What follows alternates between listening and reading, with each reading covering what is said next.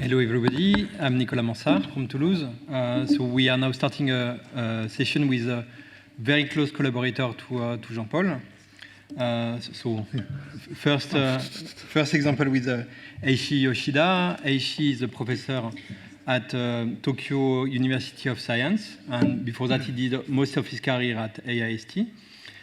We could speak a lot of your career. For example, your award, I discovered that you are a Chevalier de l'Ordre National du Mérite. So basically a French knight. I was not aware of that. But I can write horse. But what is interesting for us today is rather the mobility of Eiichi from first inside the domain, from precise mechanics and network communication to artificial intelligence, from swarm robotics to humanoid robots, and on the planet also from Tsukuba and Tokyo to EPFL, then Versailles, and finally Toulouse.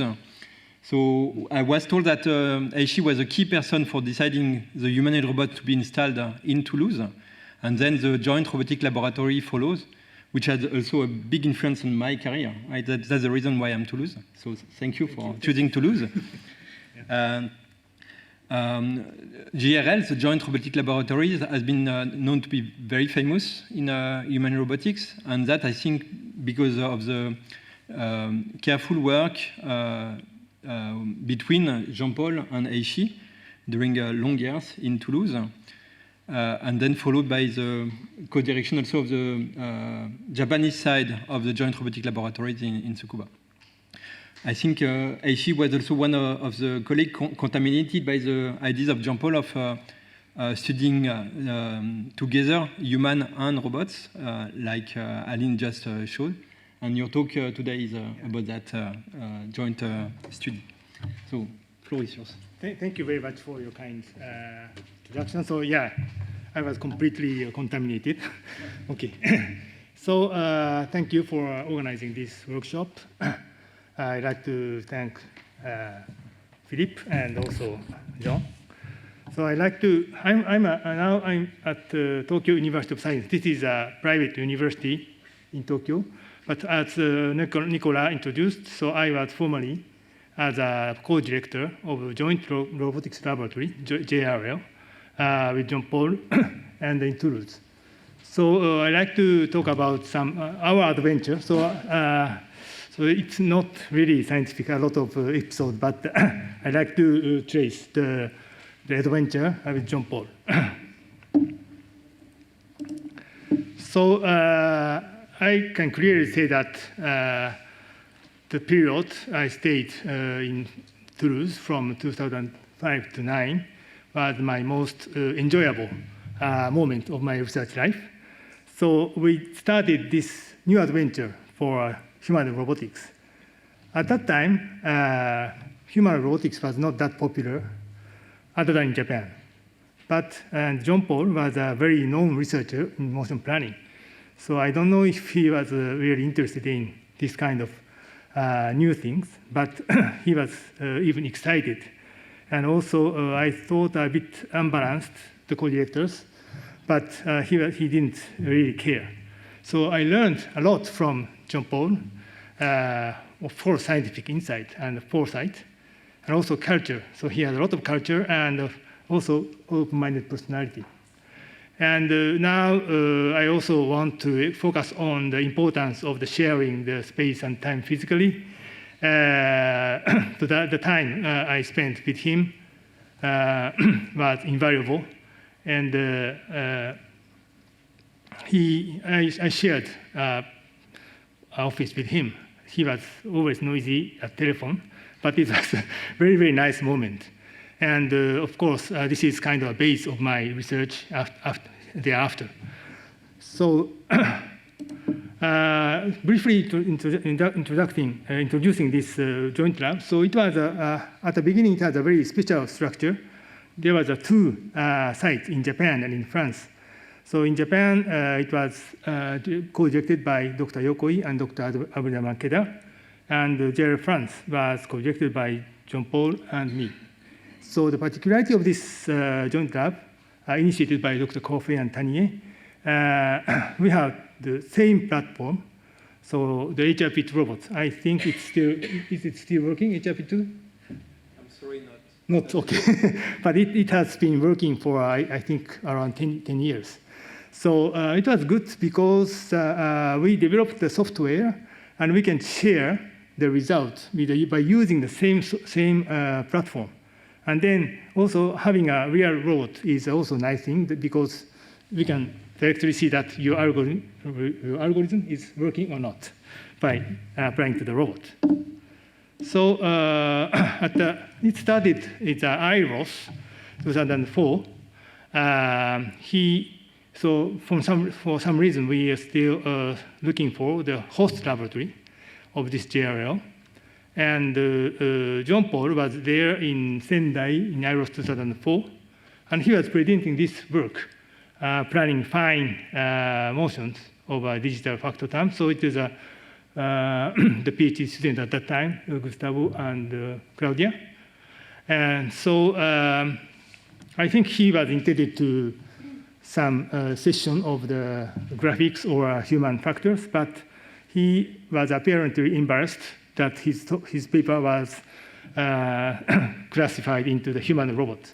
But anyway, so we attended with Dr. Yokoi to his presentation. So I think the reason why that was put in the human session was maybe from this figure. And we thought that it could be very interesting if we can integrate this motion planning and also human robotics.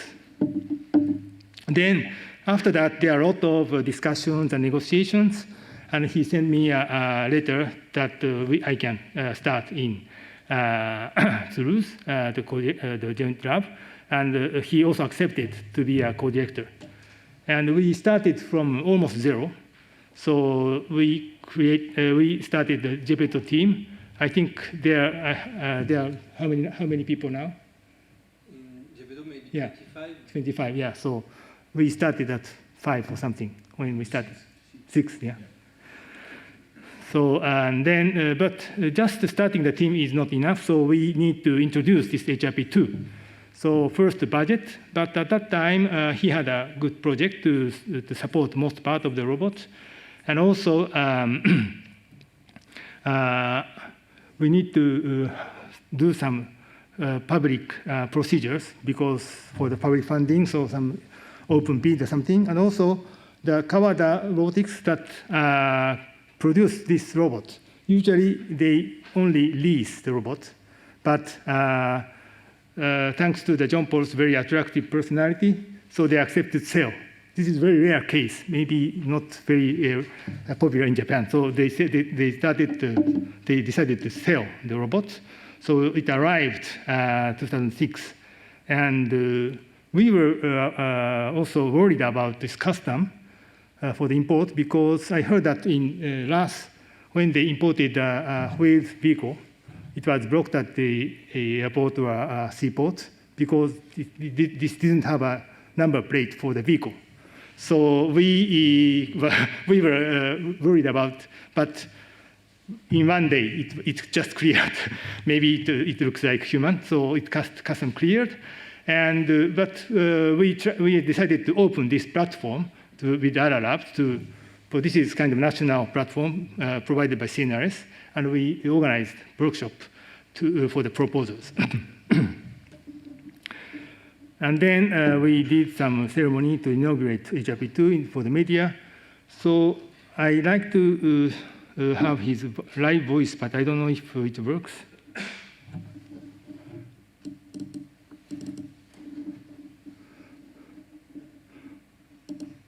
Disait dans les titres, c'est une avancée considérable dans l'épopée de la robotique. Marche. Ah, sorry. Le robot HRP2 a débarqué à Toulouse. C'est le premier robot humanoïde qui quitte le Japon. Il a coûté 400 000 € au laboratoire d'analyse et d'architecture des systèmes. Objectif, accroître maintenant au maximum l'autonomie de cette machine. Marie Martin, Un salut d'artiste, c'est l'un des tout premiers gestes de ce robot exceptionnel. HRP2, c'est son nom, est né au Japon en 2003. Conçu par un dessinateur de manga, sa première caractéristique est sa complexité physique. You can ask some French people around you. Il y a plusieurs prototypes de robots humanoïdes.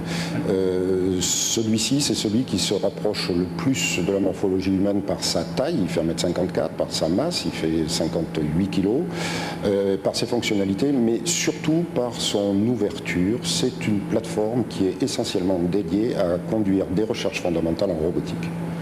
HRP2 est le premier robot humanoïde de sa génération à quitter le Japon. Il sait marcher, monter les escaliers, se relever. Acquis par le laboratoire d'analyse et d'architecture des systèmes pour 400 000 €, il n'est pas encore destiné à effectuer des tâches précises. Mais ici, durant 4 ans au moins, 10 laboratoires français s'appliqueront à compléter ses capacités physiques pour une plus grande autonomie. D'abord, remplacer les... Okay. So we started to integrate the motion planning technology with the human robot. So they had a very advanced motion planning result with the digital actors. So we quickly tried to integrate this with the human robot.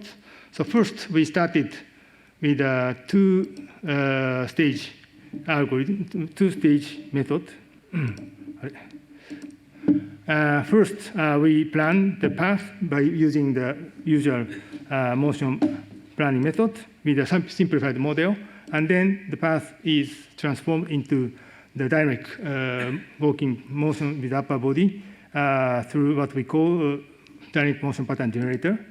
And then, but it may induce some oscillation and also the unexpected collision. So we reshape the path and so on to get finally the dynamic walking motion with upper body. So this is kind of integrated result with the last technology and also the human robot technology. So this is dynamic walking, which means that if it stops at any moment, the robot can fall down. So also, we extended. So instead of doing this kind of iterative process, we introduced generalized inverse kinematics and to integrate the balance and inequality and also collision avoidance.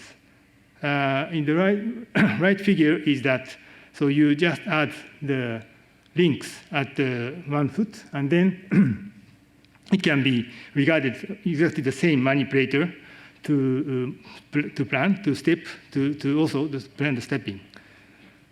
And we extended also whole board manipulation. So this is kind of pivoting. So pivoting is that when you move bulky object without lifting. So this is very inspired by the work of Matt Mason.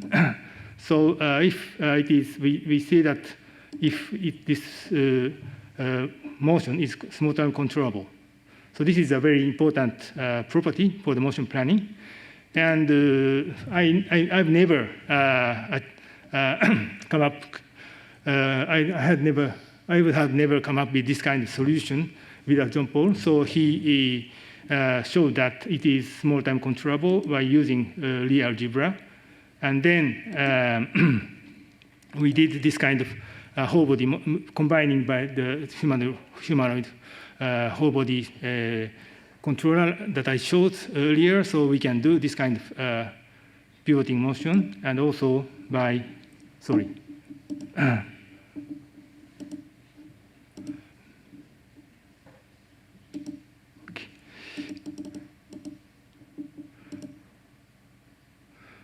doing some combining different mode of motion planning. So when you pivot and the motion, the object, and also combining some free walking motions. So I was almost absorbed with the robotic side of this human robot, but I think at the beginning, the reason why he was excited by this human robot was at the beginning also there was an introduction of Professor Beltos. I think he was looking at far in the future of using this kind of human robot to push forward the science into human. So I think Katia will be talking about this thing, this inverse optimal control thing. But he was also very interested in doing the human side research, also by using human robots. Maybe if you can reproduce the human motion strategy, it can be also tested by the human robot. So finally, this is another episode, so I should leave the last. And he kindly organized the farewell party.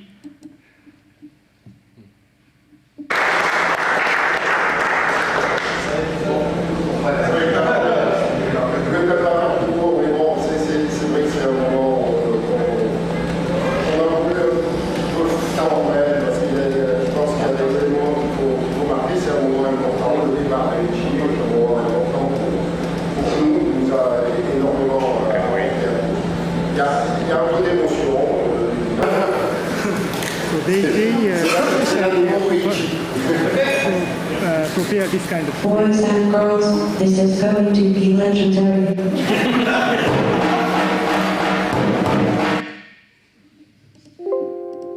Sorry, so this is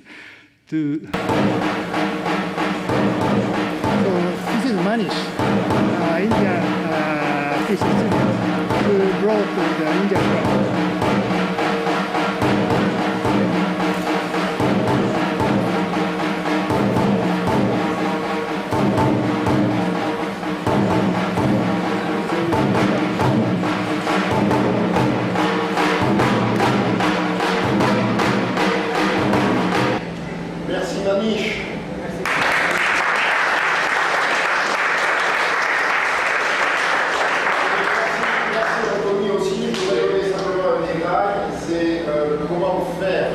les répétitions de cette manip sans que tu sois là. Alors, donc ça a été un grand problème technique. Le pire problème, c'était quand tu rangeais ton bureau tout à l'heure et que je voulais que tu partes. So he was nervous because he wanted me to enter while they are practicing this demonstration. Okay, so this resulted in the 28 co-authored publications. It was a really wonderful adventure. So I have been also get very interested in the research related to human. So we, after returning to Japan, we started to do some retargeting, human motion retargeting, and to also that can be used to evaluate the wearable devices, and also the human modeling by using human models. So it was also very inspired by the collaboration with him. So one of the results is this retargeting, so to reproduce the human motion by human robot. So by this method, research with Dr. Aizawa, so the robot can reproduce the motion, and also we can see that how the human can be, how the human motion would be if you had a robot constraint. So which means that it can show that the classes of the human motion that can be well evaluated by the human robot. So we did different types of retargeting, and we used it to evaluate the very powerful wearable device to help you to lift heavy objects. Actually, by integrating some sensor-based control with the retargeting, so we can quantitatively show that this device actually generates tens of the Newton meter to help lift up the things, the heavy objects.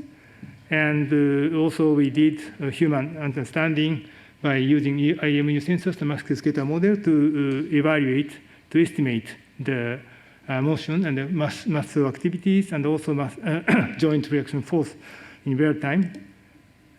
Some other human model is doing planning some supportive device depending on the status of the patient to reduce the burden to the users. So, now I like to go further challenges.